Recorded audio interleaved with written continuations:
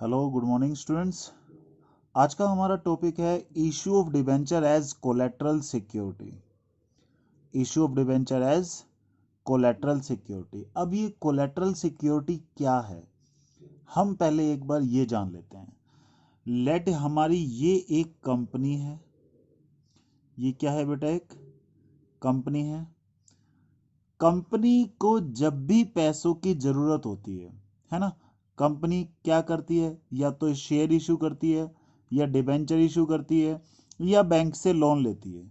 मान लो कंपनी ने डिसाइड किया कि पैसे अरेंज कहाँ से करने हैं, लोन लेना है।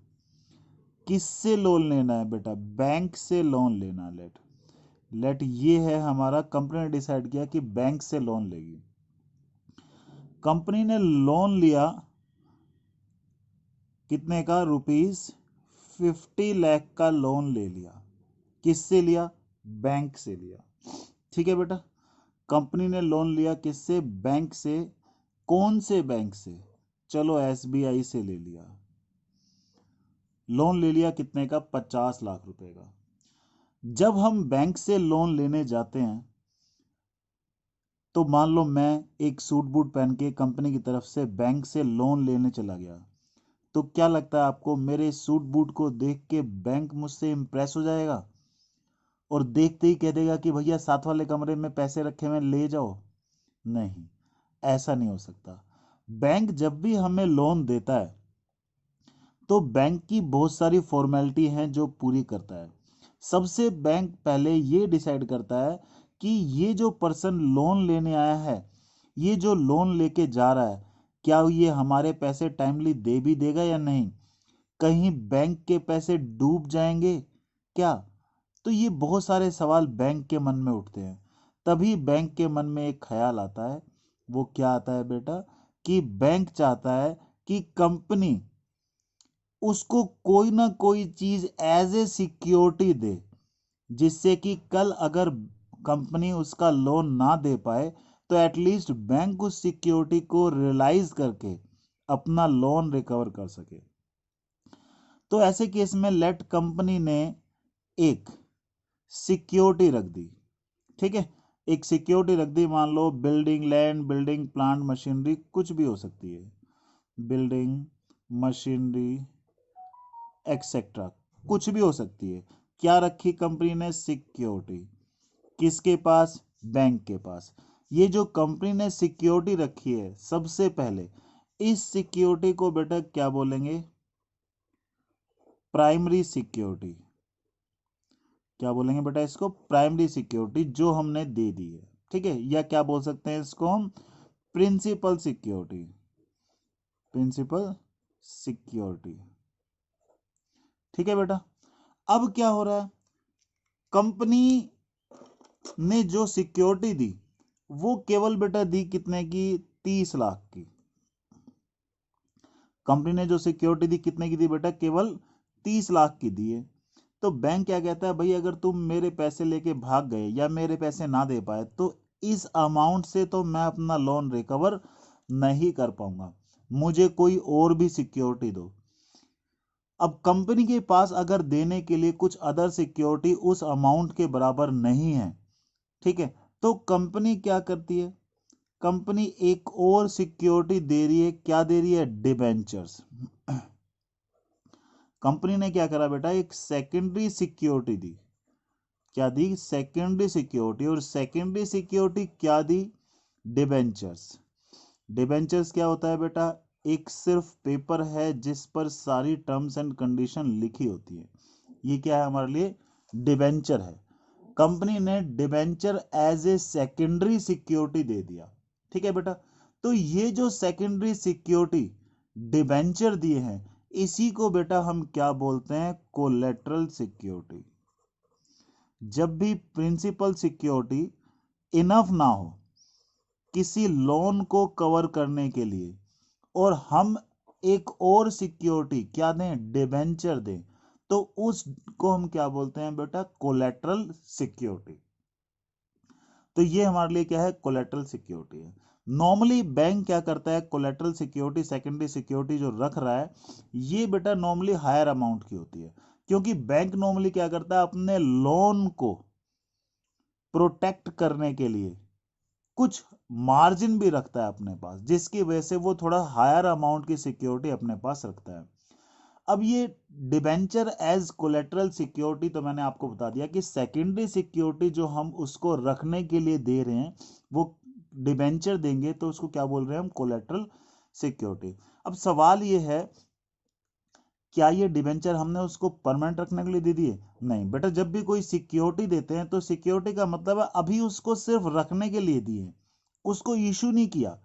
डिबेंचर इशू नहीं किए उसको, सिर्फ अभी उसको रखने के लिए दिए कि अगर हम तेरा लोन ना ले पाए या वापस ना कर पाए तो आपका राइट इस डिबेंचर के ऊपर हो जाएगा, फिर आप इस डिबेंचर को रियलाइज करके अपना अमाउंट रिकवर कर सकते हो। लेकिन हाल फिलहाल अभी हमने उसको ये डिबेंचर सिर्फ रखने के लिए दिए, इशू नहीं किए, है ना।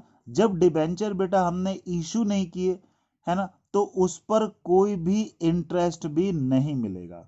ठीक है, ये क्या है हमारे लिए, no interest is payable, no interest payable.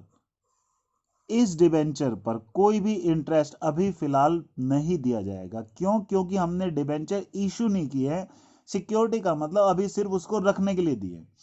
जब इसका अमाउंट, जो लोन का अमाउंट है, कंपनी बैंक को नहीं पे कर पाएगी, उसके बाद इन डिबेंचर्स पर राइट बैंक का हो जाएगा, फिर बैंक इन डिबेंचर से अपने पैसे रिकवर कर सकता है।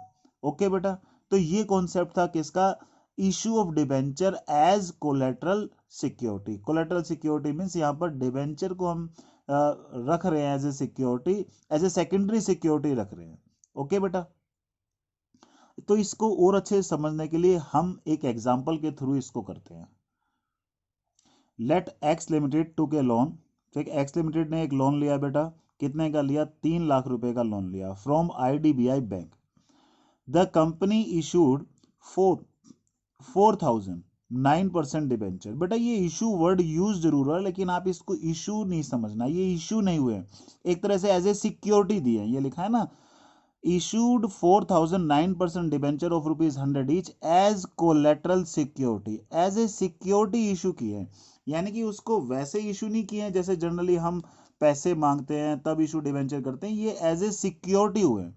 एज ए सिक्योरिटी जब कोई चीज रखी जाती है तो तब तक उस पर राइट नहीं होता जब तक वो कंडीशन फुलफिल ना हो जाए। जैसे लोन लिया 3 लाख का, अगर टाइम पे हम लोन नहीं दे पाएंगे तब वो इस सिक्योरिटी पर उसका राइट बनेगा बैंक का, अदरवाइज नहीं बनेगा। ओके, तो यहां पर क्या है, एक्स लिमिटेड ने लोन लिया कितने का, 3 लाख रुपए का आईडीबीआई बैंक से। The company issued 4,000 debenture. देखो आप अब नोटिस करोगे, 3 लाख रुपए का लोन लिया लेकिन 4 लाख के डिबेंचर रखवा लिए। 4,000 डिबेंचर है, 100 रुपए का एक है, तो 4 लाख रुपए के डिबेंचर हो गए। कोई बात नहीं बेटा, डिबेंचर की वैल्यू बहुत ज्यादा भी हो सकती है। बैंक नॉर्मली जब भी लोन किसी को देता है तो अपना मार्जिन थोड़ा सा एक्स्ट्रा रखता है सिक्योरिटी के लिए। ठीक है, तो एक्स्ट्रा में डिबेंचर कितनी भी वैल्यू के हो सकते हैं, ज्यादा डिबेंचर ज्यादा के भी हो सकते हैं, बहुत ज्यादा के भी हो सकते हैं। ठीक है, क्योंकि ये एक सिक्योरिटी है, फ्यूचर में इसकी वैल्यू क्या होगी क्या नहीं होगी, कैसे ये डील करेंगे इसके साथ, तो उस तरीके से लेके क्या करते हैं, थोड़ा सा हायर वैल्यू की ही हम मार्जिन अपने पास रखते हैं, हायर वैल्यू का लेके ही अपने पास एज ए मार्जिन रखते हैं। तो क्या कह रहा है ये, for the same pass journal entries and also present in balance sheet. बेटा जब भी इस टाइप का क्वेश्चन आएगा वो तुमसे ये भी जरूर कहेगा कि बैलेंस शीट में भी प्रेजेंट करके दिखाओ। तो सबसे पहले तो हमने लोन लिया कितने का, 3 लाख का आईडीबीआई बैंक से। तो लोन लेने की एंट्री हमें पता ही है क्या है बेटा, यहाँ पर क्या करते हैं हम, पैसे हमारे पास आए, आए तो क्या करेंगे, बैंक अकाउंट डेबिट, कितना, 3 लाख रुपए से हमारे पास बैंक में पैसे आए, और यहाँ पर लिख दिया लोन फ्रॉम आईडीबीआई। आईडीबीआई से हमने क्या ले लिया, लोन। लोन बेटा हमारे लिए क्या बन गई, एक लायबिलिटी, हमारे पास पैसे आए तो ये हमारे पास बैंक अकाउंट डेबिट हो गया, और लोन हमारे लिए एक लायबिलिटी क्रिएट हो गई, तो इसलिए इसको हमने क्रिएट किया। तो यहाँ पर आप नरेशन लिख दोगे, being loan taken from IDBI. हमने आईडीबीआई से क्या ले लिया बेटा, लोन ले लिया, ये नरेशन भी हो गई। अब हमने उसको डिबेंचर भी दिए, एज ए सिक्योरिटी डिबेंचर दिए। तो अभी इसकी सब देखो, इसके दो मेथड हैं, ये मेथड 1। डिबेंचर देने की हम कोई भी एंट्री नहीं करेंगे, नो एंट्री। नो एंट्री बेटा किसकी है नो एंट्री? ये ठीक है, यहां पर being debentures issued as collateral security. जब एज ए कोलेटरल सिक्योरिटी हम क्या कर रहे हैं, डिबेंचर इशू कर रहे हैं, तो उसकी कोई भी एंट्री नहीं होगी, क्योंकि हमने उसको अभी इशू नहीं किया, हमारे पास कोई पैसा नहीं आया, कुछ नहीं आया। ये राइट कब बनेगा उसका? बैंक बैंक जो है डिबेंचर्स पर राइट कब रखेगा? जब वो लोन हम उसको पे नहीं कर पाएंगे। ओके, तो अभी तो फिलहाल कोई भी इसकी एंट्री नहीं होगी। अभी सिर्फ एक एंट्री की, लोन लेने की। क्या एंट्री की? Bank account debit to loan from IDBI. Okay, तो अगर क्वेश्चन तुमसे कहेगा कि इस डिबेंचर की प्रेजेंटेशन बैलेंस शीट में भी दो, तो बैलेंस शीट में बेटा कैसे प्रेजेंट करेंगे हम इसको? तो हमें क्या करना है, बैलेंस शीट में आपको पता होगा लोन एक क्या है, लायबिलिटी है। लायबिलिटी भी कौन सी बेटा? नॉन करंट लायबिलिटी, जो 1 साल से ज्यादा टाइम में पे करनी है। तो नॉन करंट लायबिलिटी की हेडिंग में लॉन्ग टर्म बोरोइंग में, ये note number 1, note to account दिखाएंगे हम। नोट नंबर 1 में हमारा कितना लिया लोन लिया हमने? 3 लाख का। बैलेंस शीट में बेटा जब भी आप प्रेजेंट करोगे इसको, तो नॉन करंट लायबिलिटी लिख के यहाँ पर हेडिंग लिखनी है long term borrowing. Long term borrowing में इसको डिबेंचर को हम ये लोन को क्या करेंगे, शो करेंगे। कितना है? 3 लाख रुपए का। और इसकी जो एक्सप्लेनेशन है वो सारी आप नोट टू अकाउंट में दोगे। आजकल बेटा अब क्या है, नया फॉर्मेट आ गया बैलेंस शीट का। आप यहाँ पर सिर्फ मेन आइटम लिखोगे, उसको एक्सप्लेन करोगे आप अलग से नोट्स में। तो यहाँ पर लॉन्ग टर्म बोरोइंग में क्या है, वो जो एक्सप्लेनेशन है वो मैं यहाँ पे दूंगा। ये क्या है बेटा? लोन फ्रॉम आईडीबीआई से लोन लिया कितने का? 3 लाख रुपए का। पूरी एक्सप्लेनेशन यहाँ पर देंगे हम। यहाँ पर लिख रहे हैं secured by 4,000 9% debenture of ₹100 each as collateral security. सारी एक्सप्लेनेशन हमने यहां पर दी कि लॉन्ग टर्म बोरोइंग में ये जो लॉन्ग टर्म बोरोइंग लिखा है वो क्या है? ये लोन है जो कि सिक्योर्ड है। किससे सिक्योर्ड है? 4,000 9% डिबेंचर ऑफ ₹100 ईच। बेटा इन क्वेश्चंस में क्या करना है आपको? Method number 1। मेथड नंबर 1 में क्या करोगे आप? सिर्फ लोन लेने की एंट्री करोगे, डिबेंचर की एंट्री इशू करने की कोई भी एंट्री नहीं होगी।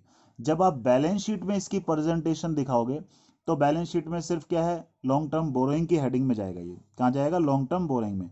और इसकी जो एक्सप्लेनेशन है लॉन्ग टर्म बोरोइंग क्या है, वो आप अलग से दिखाओगे नोट टू अकाउंट में। ठीक है, नोट टू अकाउंट में क्या दिखाओगे आप? लॉन्ग टर्म बोरोइंग में क्या है? एक तो लोन है जो कि सिक्योर्ड है डिबेंचर से।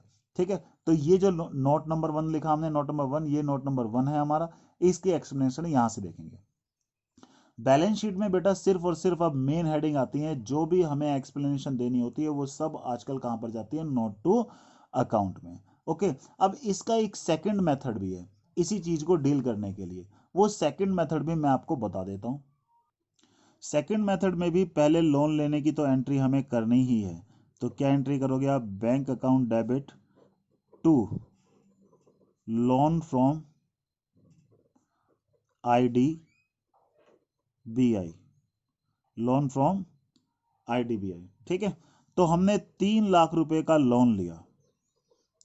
नरेशन आप वही लिख दोगे, बीइंग, यहां पर आपने लिख दिया being loan taken from IDBI bank. ये हमारी एंट्री हो गई, किसकी हो गई? लोन लेने की एंट्री हो गई। अब दूसरा मेथड ये कहता है कि भैया डिबेंचर हमने इशू किए हैं।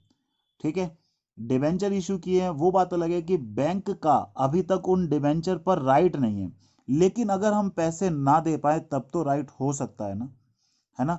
तब तो राइट हो सकता है। अब लेकिन ये बात तो अभी तक सस्पेंस में है कि यार ये डिबेंचर उस बैंक के पास जाएंगे या नहीं जाएंगे। क्यों सस्पेंस में बेटा ये बात? क्योंकि ये बात तो इस बात पर डिपेंड है कि कल को अगर हम उसका लोन ना दे पाए, तो ये डिबेंचर का राइट चला जाएगा कहां पर? बैंक के पास। तो कंपनी कहती है कि भैया ठीक है, एक काम करो, जब ये बात सस्पेंस में है तो इसकी एंट्री सस्पेंस के थ्रू ही कर लो। एटलीस्ट दिमाग में एक बात रहे कि ये डिबेंचर बैंक के पास ही है।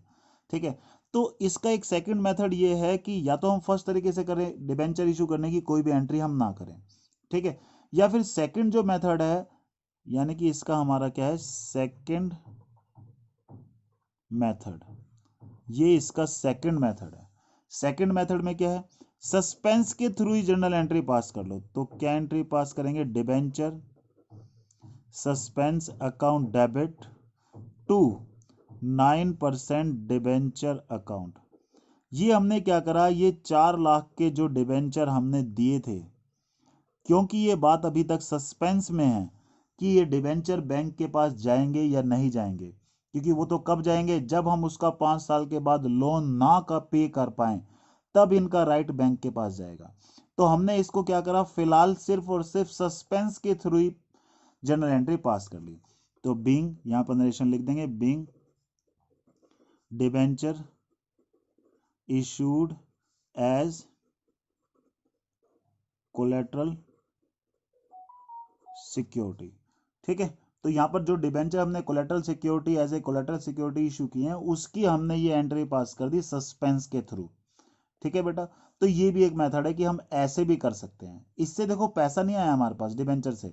डिबेंचर सस्पेंस अकाउंट क्यों खोला, क्योंकि अभी तक ये डिबेंचर, इन डिबेंचर की कहानी अभी तक सस्पेंस में ही है कि इनका फ्यूचर में क्या होने वाला है, ये कंपनी के पास जाएंगे या हमारे पास रहेंगे। तो इसलिए इसी के थ्रू इसकी एंट्री हमने पास कर ली। अब इसकी डिबेंचर की बैंक बैलेंस शीट में क्या प्रेजेंटेशन है, बैलेंस शीट में बेटा वही प्रेजेंटेशन की नॉन करंट लायबिलिटी की हेडिंग में क्या लिखेंगे, लॉन्ग टर्म बोरोइंग। ठीक है, नोट नंबर 1, 3 लाख का लोन लिया था हमने। कितने लाख का लोन लिया बेटा, 3 लाख का लोन लिया। जो लोन लिया अभी सिर्फ उसकी एंट्री, क्योंकि ये तो अभी तक सस्पेंस में चल रहा है किस्सा, इसको बैलेंस शीट में नहीं दिखाना। बैलेंस शीट में हमेशा क्या आती है, true and fair picture of the company. तो इसका तो अभी वैसे ही सस्पेंस में किस्सा चल रहा है, तो इसका तो अभी कोई मतलब नहीं बैलेंस शीट में प्रेजेंट करने का। बैलेंस शीट में सिर्फ वही प्रेजेंट होगा जितने का हमने लोन लिया। अब मैंने क्या बताया, नोट टू अकाउंट क्यों बना रहे हैं, एक्सप्लेनेशन के लिए। सारी एक्सप्लेनेशन यहां देंगे हम उसको।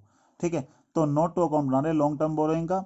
एक तो लोन लिया, लोन फ्रॉम IDBI, लोन लिया बेटा 3 लाख रुपए का। ठीक है, अब ये क्या है, हमारे पास डिबेंचर 9% डिबेंचर हैं, कितने के हैं, 4 लाख रुपए के। ठीक है, इसमें से माइनस करके शो कर देंगे डिबेंचर सस्पेंस को। ये डिबेंचर तो थे 4 लाख के, लेकिन ये तो सस्पेंस में ही है, हटाओ इसको यहां से। तो इसलिए यहां से माइनस करके प्रेजेंटेशन ये रहेगी। तो घूम फिर के यहां से कितना आया बेटा, 3 लाख ही आ गया। ठीक है, ये सिर्फ प्रेजेंट करने के लिए कि ये 4 लाख के डिबेंचर तो थे, लेकिन सस्पेंस में इनका अभी कोई रोल नहीं है, तो इसलिए इसको अभी यहां से अपनी बुक से हटा देंगे। प्रेजेंटेशन के लिए इसकी प्रेजेंटेशन यही रहेगी, और ये जो फाइनल अमाउंट 3 लाख रुपए है लॉन्ग टर्म बोरोइंग का, वो यहां पर शो हो जाएगा।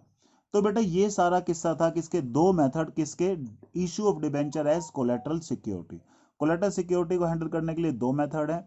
मेथड नंबर 1 जहां पर डिबेंचर की कोई एंट्री नहीं करते, मेथड नंबर 2 जहां पर डिबेंचर की एंट्री करते हैं।